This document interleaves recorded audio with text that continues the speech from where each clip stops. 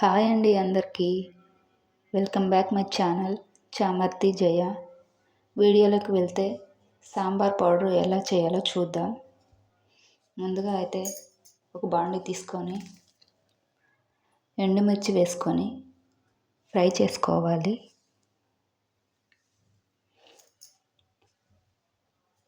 ఆ తర్వాత మెంతులు వేసుకొని ఫ్రై చేసుకోవాలి.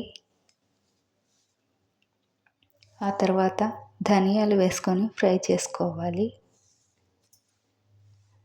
ఆ తర్వాత జీలకర్ర వేసుకొని ఫ్రై చేసుకోవాలి. ఆ తర్వాత మిరియాలు వేసుకొని ఫ్రై చేసుకోవాలి. ఇవన్నీ ఒక గిన్నెలోకి తీసుకొని చల్లారబెట్టుకోవాలి. ఆ తర్వాత మిక్సీ జార్లోకి తీసుకొని మెత్తగా గ్రైండ్ చేసుకోవాలి.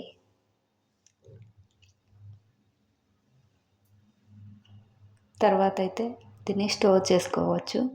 ఒక 2 months వరకు అయితే ఇది స్టోర్ చేసుకోవచ్చు.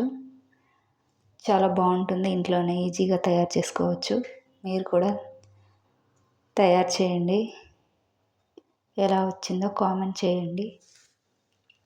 ఈ వీడియో కనుక మీకు నచ్చినట్లయితే లైక్ చేయండి, షేర్ చేయండి, సబ్స్క్రైబ్ చేయండి. Thanks for watching.